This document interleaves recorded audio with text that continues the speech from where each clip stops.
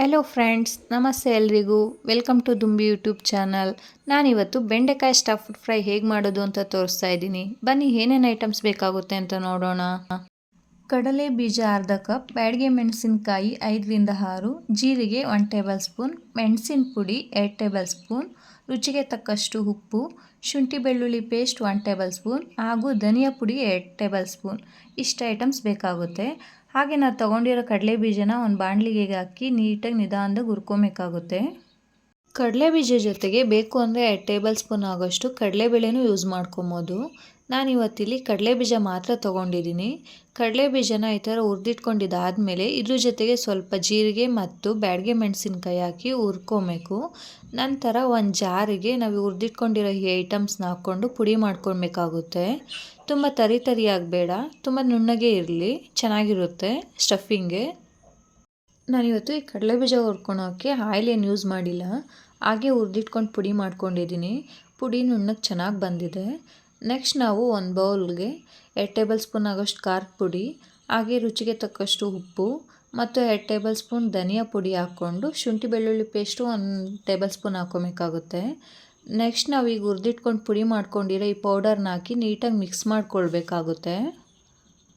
ಈ ಸ್ಟಫಿಂಗ್ಗೆ ನಾನಿವತ್ತು ಎಣ್ಣೆನ ಹಾಕ್ಕೊತಿಲ್ಲ, ಎಣ್ಣೆ ಸ್ವಲ್ಪ ಕಮ್ಮಿ ಯೂಸ್ ಮಾಡೋಣ ಅಂದ್ಬಿಟ್ಟು ಹಾಗೆ ಮಿಕ್ಸ್ ಮಾಡಿ ಇಟ್ಕೊತಾ ಇದ್ದೀನಿ.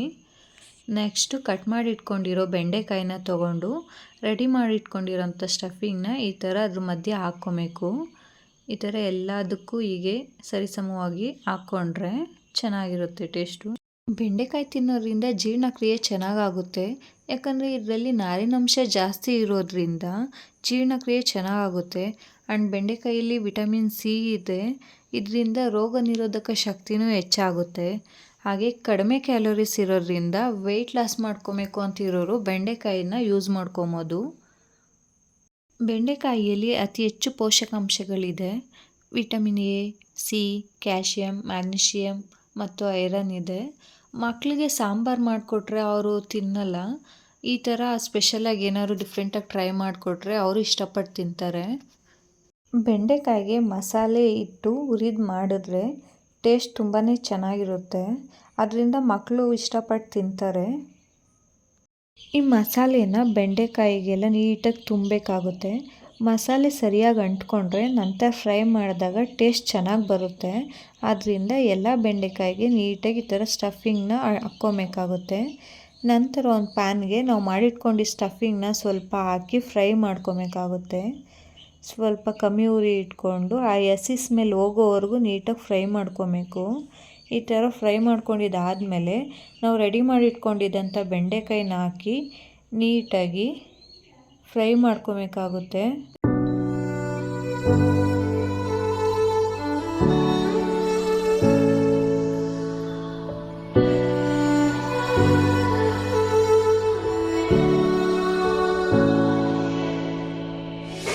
Day in, day out, it's the same road we're walking down. Same job, same town, 'cause we've been told that's the way our world goes round. Walking on the grounds we've always known, stepping on the footprints in the snow. But when it melts, the other ways will show. We're gonna make the footsteps on our own. That life can wait just for a while. That life can wait, so take that aside and just go on.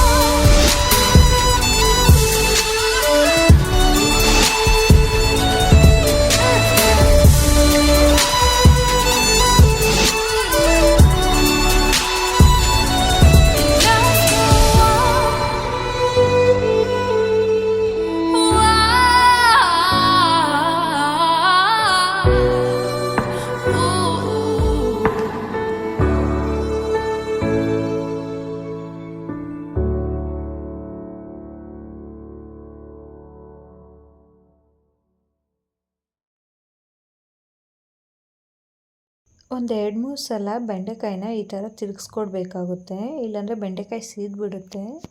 ನೀಟಾಗಿ ಆಗಾಗ ಈ ಥರ ತಿರುಗಿಸ್ಕೊಟ್ಟು ಸ್ವಲ್ಪ cap ಹಾಕಿ ಬೇಯಿಸ್ಕೊಬೇಕಾಗುತ್ತೆ. ಬೆಂಡೆಕಾಯಿನ ಜಾಸ್ತಿ use ಮಾಡೋದ್ರಿಂದ ಹೆಲ್ತಿಗೆ ತುಂಬಾ ಒಳ್ಳೆಯದಾಗುತ್ತೆ. ಬೆಂಡೆಕಾಯಿಯಲ್ಲಿ ಅತಿ ಹೆಚ್ಚು ಪೋಷಕಾಂಶಗಳು ಇರೋದ್ರಿಂದ ನಮಗೆ ಸ್ಕಿನ್ಗೆ ಮತ್ತು ಹೇರ್ಗೆ ಒಳ್ಳೆ ಬೆನಿಫಿಟ್ಸ್ ಇದೆ. ಸೊ ಆಗಾಗ ನಾವು ಬೆಂಡೆಕಾಯಿ ಸಾಂಬಾರನ್ನೇ ತಿನ್ನೋ ಬದಲು ಈ ಥರ ಡಿಫ್ರೆಂಟಾಗಿ ಏನಾದ್ರು ಬೇರೆ ಬೇರೆ ಥರ ರೆಸಿಪಿನ ಟ್ರೈ ಮಾಡ್ಕೊಂಡು ತಿನ್ಬೋದು.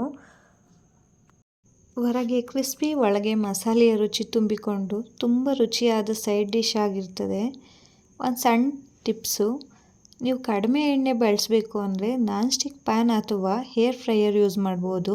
ಅಂದರೆ ಹೆಲ್ತ್ ಪ್ಲಸ್ ಟೇಸ್ಟ್ ಎರಡೂ ಬ್ಯಾಲೆನ್ಸ್ ಆಗುತ್ತೆ. ನೋಡಿ, ಬೆಂಡೆಕಾಯಿ ಸ್ಟಫ್ಡ್ ಫ್ರೈ ರೆಡಿ ಆಗಿದೆ. ತುಂಬಾ ಚೆನ್ನಾಗಿ ಬಂದಿದೆ. ಟೇಸ್ಟ್ ತುಂಬಾ ಚೆನ್ನಾಗಿರುತ್ತೆ. ನೀವು ಒಂದ್ಸಲ ಟ್ರೈ ಮಾಡಿ ನೋಡಿ. ನಿಮ್ಮ ಮನೆಯಲ್ಲೂ ಎಲ್ಲರೂ ತುಂಬ ಇಷ್ಟಪಟ್ಟು ತಿಂತಾರೆ. ಇದನ್ನು ಸೈಡ್ ಡಿಶ್ ಆಗಾರು ಯೂಸ್ ಮಾಡ್ಬೋದು ಅಥವಾ ಅನ್ನ ಅಥವಾ ಚಪಾತಿ, ರೊಟ್ಟಿ ಜೊತೆ ಆದ್ರೂ ತಿನ್ಕೊಬೋದು. ನಾನಿವತ್ತು ಚಪಾತಿ ಜೊತೆ ತಿಂತಾಯಿದ್ದೀನಿ. ನೀವು ಒಂದ್ಸಲ ಟ್ರೈ ಮಾಡಿ ನೋಡಿ ರೆಸಿಪಿನ. ಹೇಗೆ ಬಂದಿತ್ತು ಅಂತ ಕಮೆಂಟ್ಸಲ್ಲಿ ತಿಳಿಸಿ.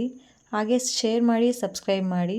ನನ್ನ ವೀಡಿಯೋಸ್ ನೋಡ್ತಾ ಹೀಗೆ ಸಪೋರ್ಟ್ ಮಾಡ್ತಾಯಿರ್ರಿ. Thank you.